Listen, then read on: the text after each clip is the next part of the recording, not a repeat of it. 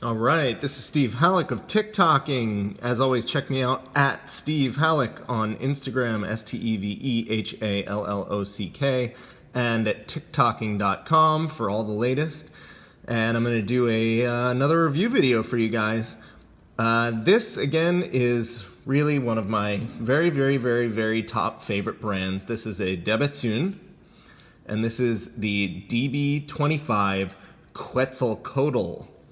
So as you can see, this is a kind of wild watch, and I'm going to take you through it. First, let's talk about Bethune. I love Bethune. You know, there's I've done a couple other review videos on them. The DB28, the DB28 Tourbillon. I've never done a DB25, so this will be my first of that variant. But the brand is just like unbelievable, and they do a really bad job of communicating how good they are. So most people don't really understand what they do. But the quality of everything that they produce is really like as good or better than anything in the world. You just pick it up and like it's hard not to immediately drool all over any of their pieces. Really tip top. We're talking, you know, Grubel Forsey, like major big time level stuff. And they also make all these unique calibers with unique parts and innovations in materials and shapes and all sorts of different stuff. So they're really a spectacular brand, and I wish they did a better job.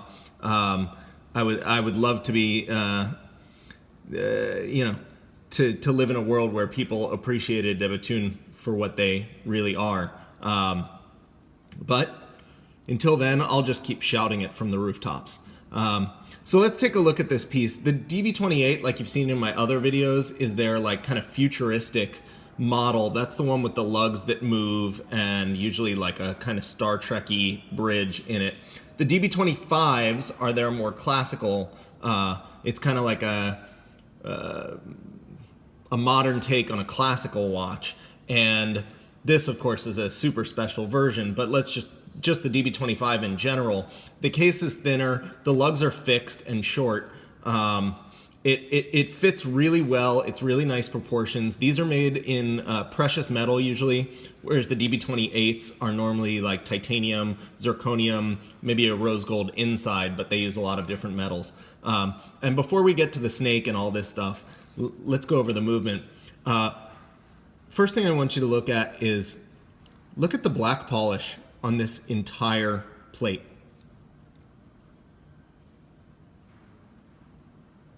I mean, it's just insane.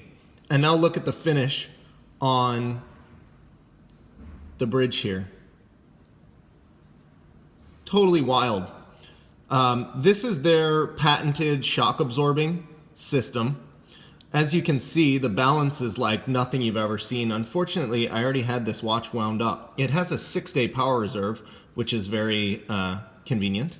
But the watch is wound, and it has they're like tiny little platinum,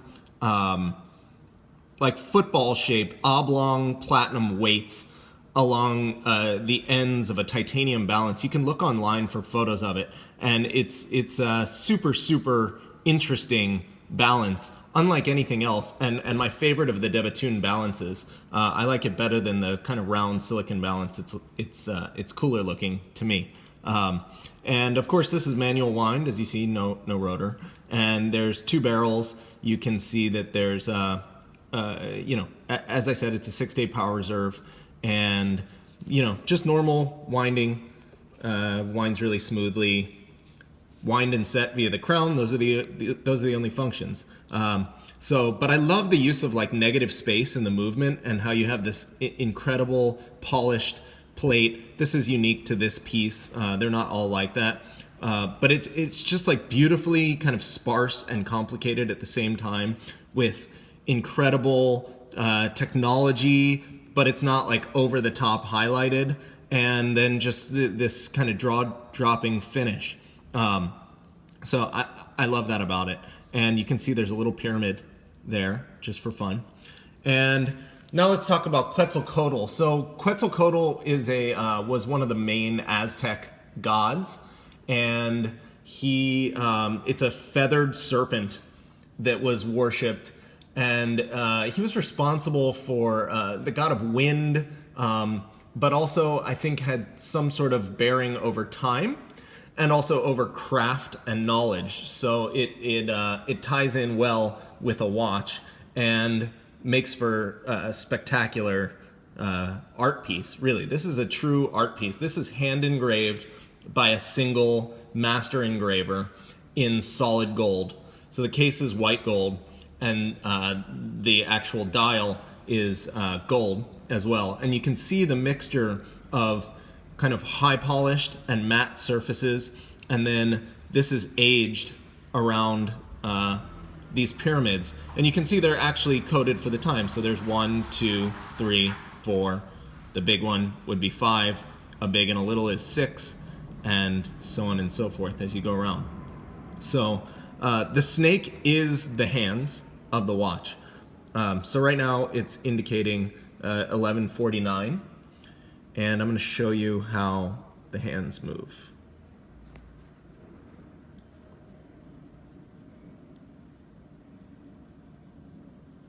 So because of the way it's laid out, no matter where it is, the design is perfect so that the snake always stays coiled and looks, like normal. Like if just that little end moved or something, it would look weird at other times.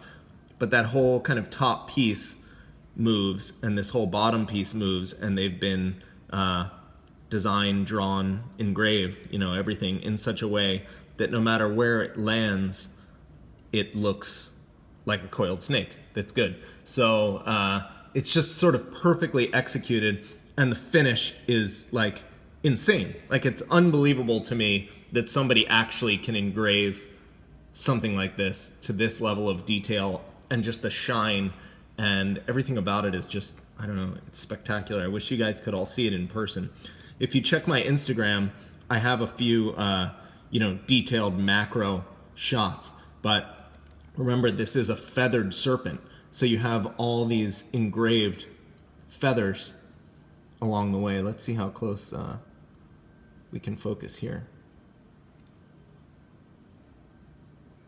Wow. I mean, that's something else.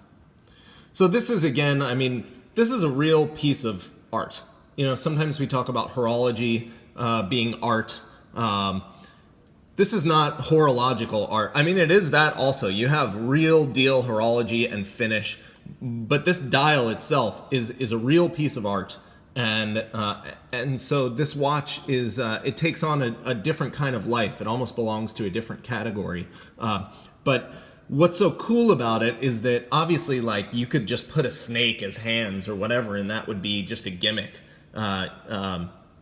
Or whatever. But this is done so well, and every bit of it is so spectacular that it just comes off as like this incredibly special jewel. And you can see all the work that went into it and the craft. And you're talking people at the absolute height of horology and of what's possible in hand finishing, in materials, in horological science and the patents necessary to do things like this, where even the balance spring is made. How many brands make their own balance spring, let alone tiny little brands? So, but then you get here and you have obviously a virtuoso engraver. How many people in the world could execute something like that? And again, all done by hand, and it comes together in such a spectacular package. So just to finish it off, I'll show you on the wrist. Bethune, by the way, has like the most spectacular straps. They're like these supple alligator. They're thin, but they're really, really nice. The watches are super comfortable right out of the box. And this one actually is brand new, so you can see that it's obviously perfect. But let me strap it on the wrist and you can see what it looks like. I really like the interplay of the white gold case with the gold dial, and then this brown strap just pulls it all together. But you can see on the wrist, it's just spectacular. I mean, this is like a serious, amazing piece, and you don't see stuff like this, obviously, anywhere else. Look at the depth there. So it makes me really happy to share this one with you. I hope that you guys enjoyed it, and I'll be back soon.